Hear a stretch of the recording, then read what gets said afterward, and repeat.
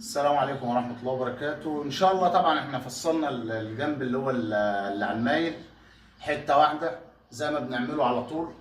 هنا الجنب محطوط اهوت لسه إن شاء الله. انتظرني في الجنب عشان هوريك طريقة سهلة جدا، أسهل من كل اللي وريتها لك قبل كده، هتعلم بيها. والطريقة دي سهلة جدا وهتريحك جدا، واللي احنا هنعمله الوقت ده يخص اللي أنا بكلمك فيه.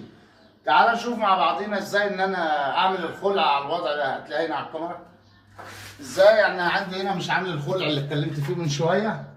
المفروض يبقى عندي خلع هنا بتاع انف الدرجه، فهنا دي طريقه جديده هوريها لك. تعال نبص عليها مع بعضينا. طبعا عندي هنا انف الدرجه زي ما انت شايف حضرتك، انا عامل واحده هنا اهيت ماشي، وعامل واحده برضو هنا اهيت. دي تخانه من نفس الشغل اللي انا بشتغل منه، من نفس الشغل بتاع الجنب اللي انا بشتغل منه اهي. حط التخانه واعلم، نفس الكلام نفس الكلام. طبعا هنا جايه اهيت معانا مظبوطه معموله نفس الكلام ماشي. وهنبتدي برضو عشان ما اضيعش وقت عليك، عشان عارفك عايز توصل للنتيجه، فهجيب لك انا النتيجه بسرعه ان شاء الله. كلام هيجي معاك.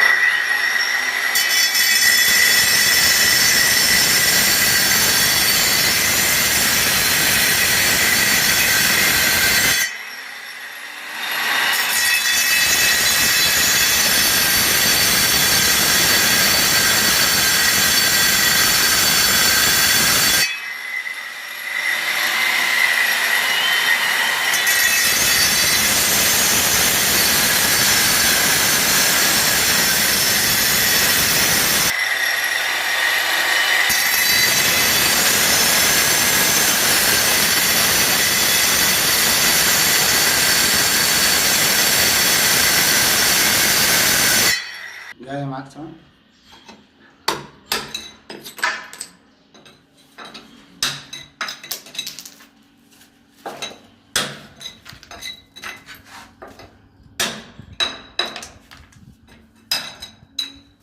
مع بعض الكلام اللي انا عملتها دي طبعا ان شاء الله الطريقه اللي هي بتاع القطع في انف الدرجه ديت هتريحك. فهتقول لي طب ما وريتهاليش من الاول ليه؟ هقول لك ما انت لازم تشوف كل الطرق، لان الشغل ملهوش طريقه واحده، الشغل ليه بدل الطريقه كذا طريقه.